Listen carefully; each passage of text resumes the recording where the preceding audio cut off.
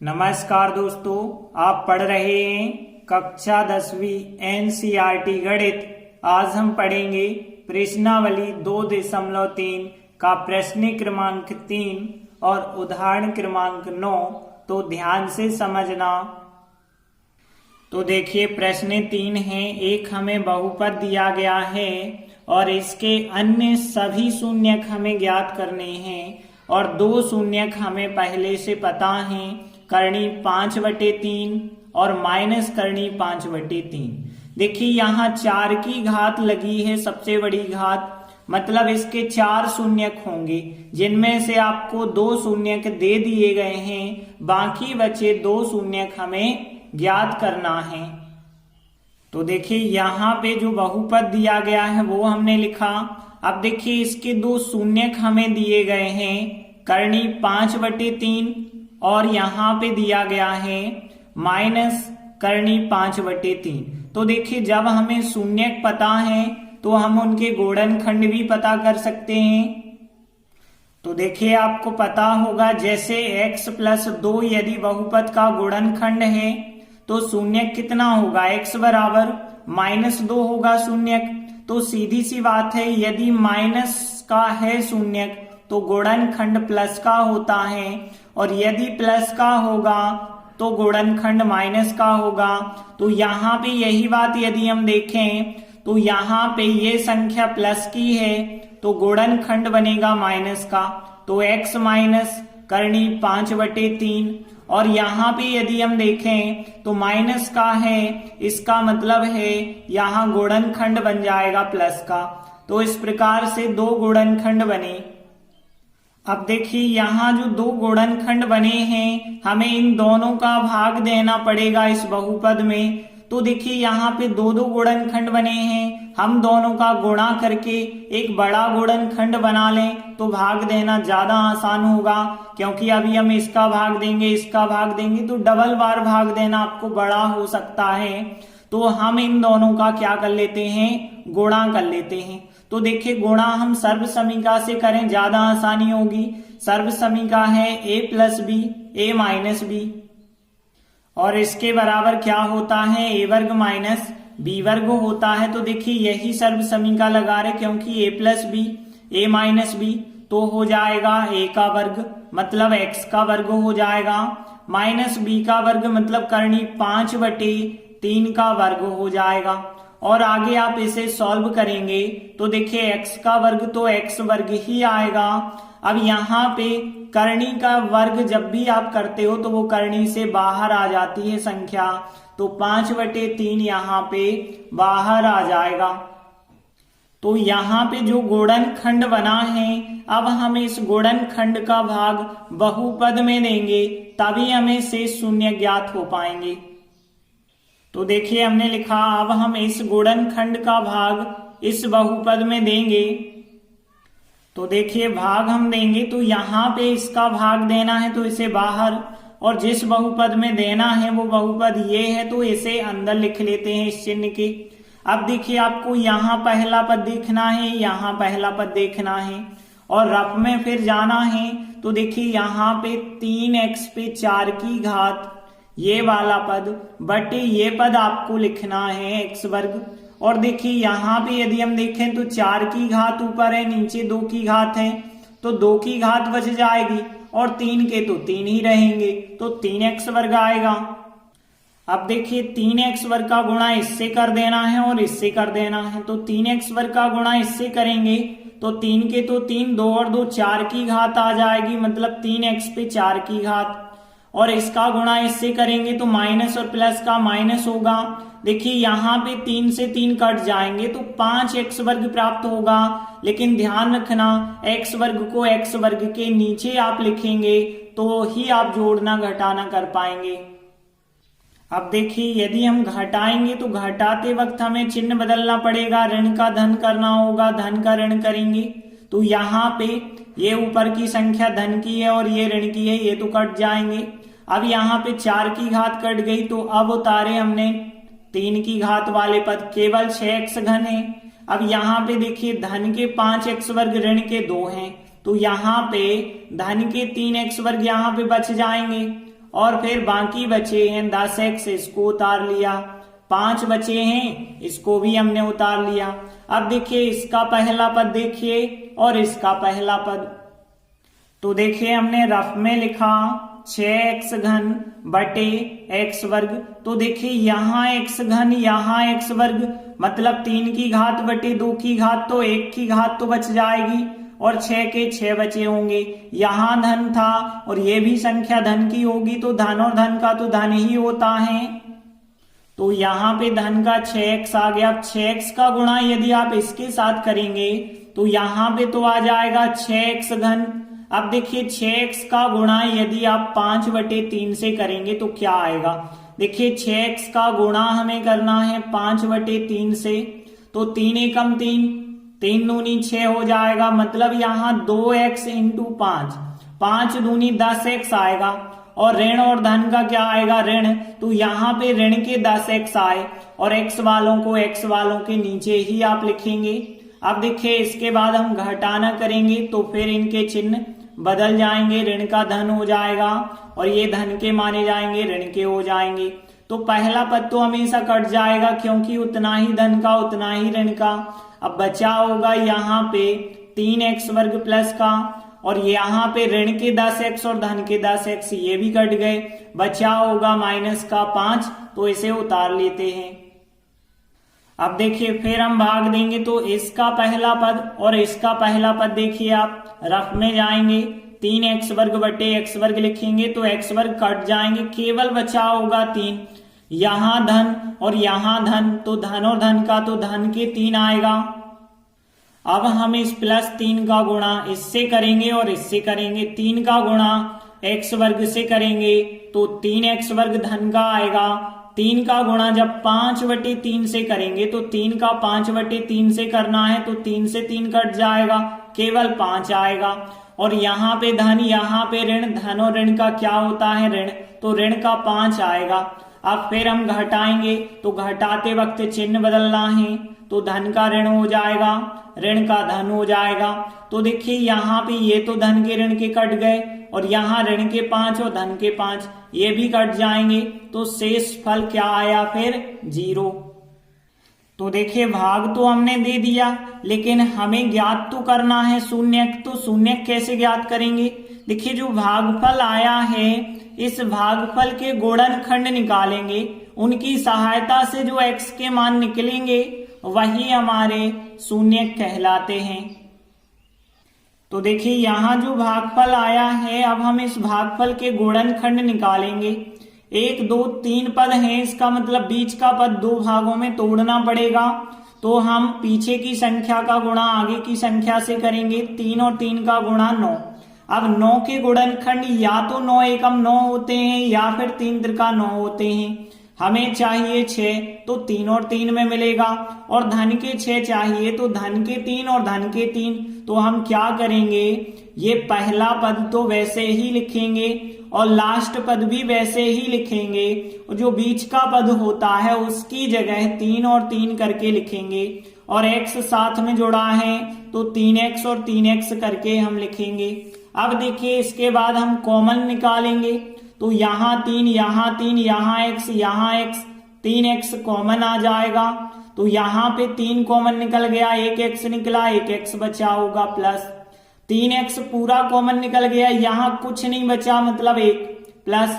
अब यहाँ पे x प्लस 1 आया, तो यहाँ भी हमें कोष्टक में x प्लस 1 ही लाना है। यहाँ 3x था, x अंदर बचाया तो 3 हो गए यहाँ पे बाहर।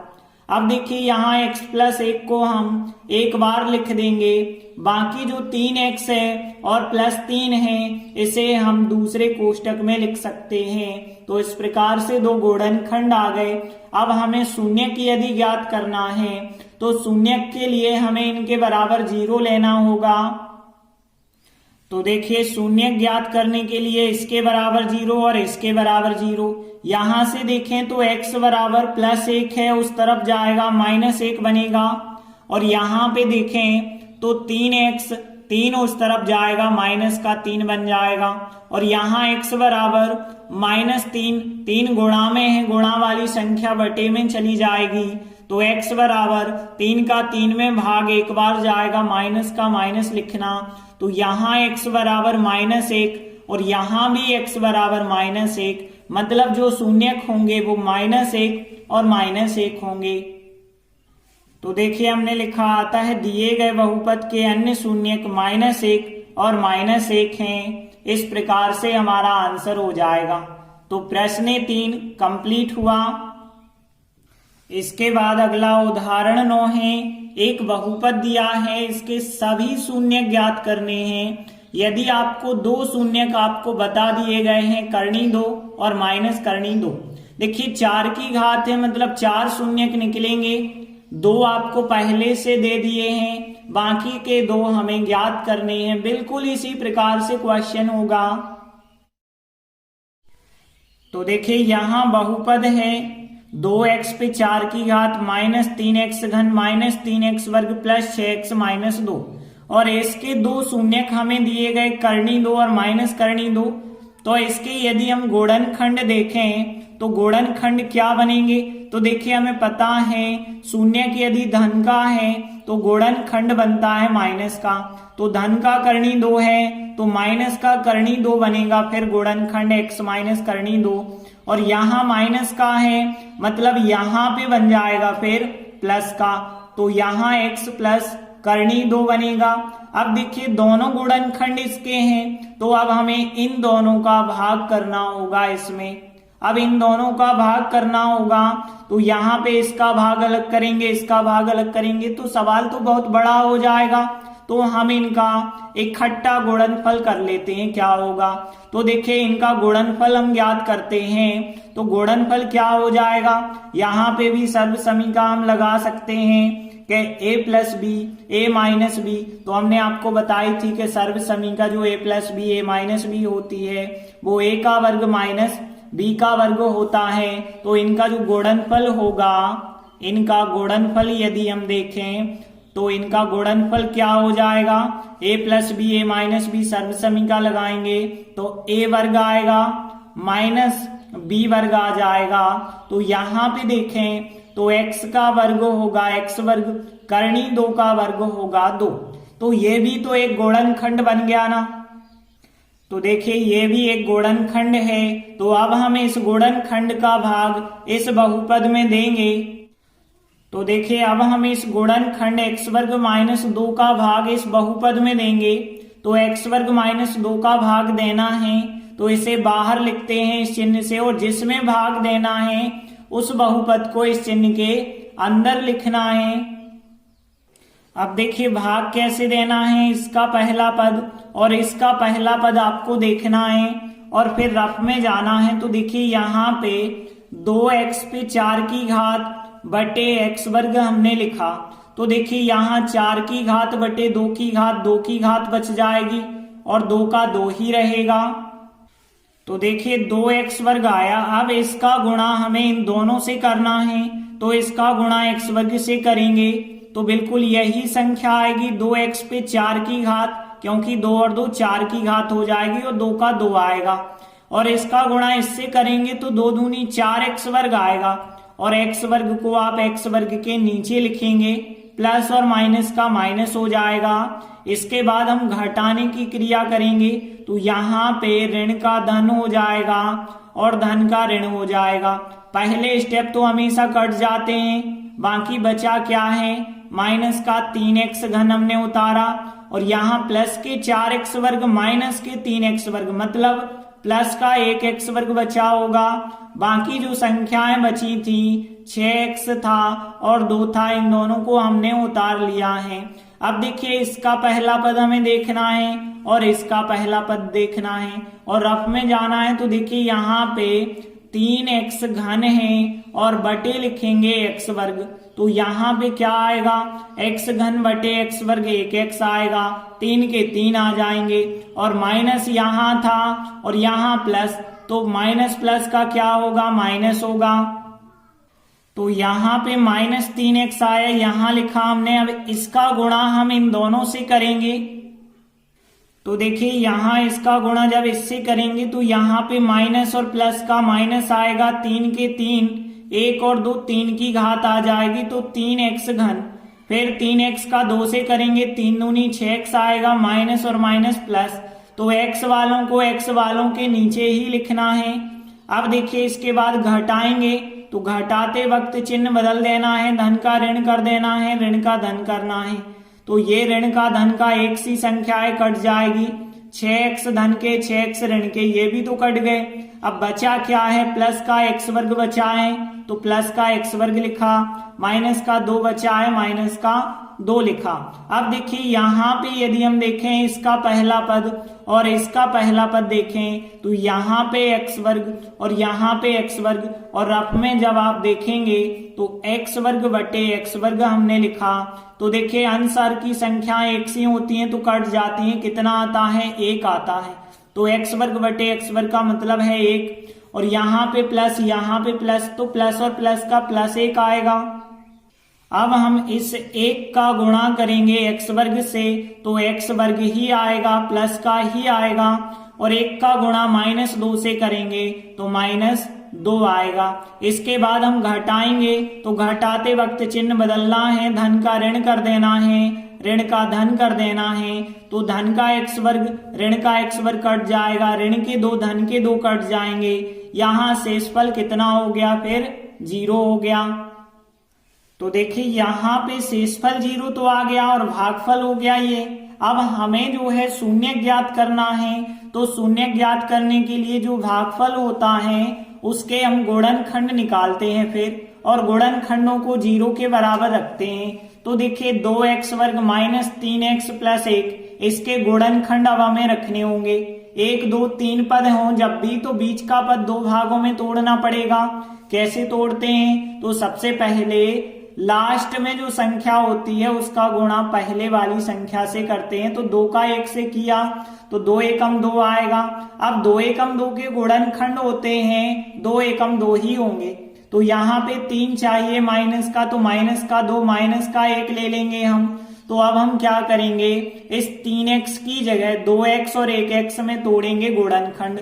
तो देखिए हमने गुणनखंड तोड़ने के लिए क्या किया, पहली संख्या और लास्ट संख्या तो वैसे ही लिखी, 3x की जगह माइनस के 2x हम करेंगे और माइनस का 1x करेंगे। तो इस प्रकार से गुणनखंड तोड़ेंगे।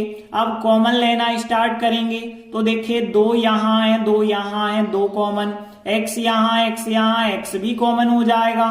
तो देखिए 2 कॉमन निकल गए और यहाँ पे 1x कॉमन निकल गया, तो 1x बचा माइनस, यहाँ 2x पूरे कॉमन निकल गए, तो यहाँ कुछ नहीं बचा, मतलब 1 माइनस है तो माइनस लिख देंगे। अब यहाँ पे जब x माइनस 1 आया तो यहाँ भी x माइनस 1 होना चाहिए। x यहाँ है, x यहाँ है, तो कॉमन कुछ नहीं निकला होगा, मतलब 1।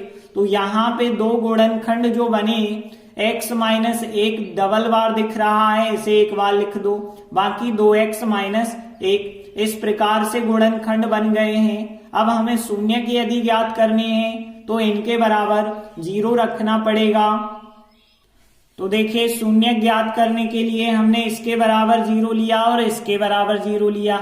यहाँ x बराबर माइनस का 1 है, उस तरफ जाएगा तो प्लस का 1 बन जाएगा, x बराबर प्लस 1।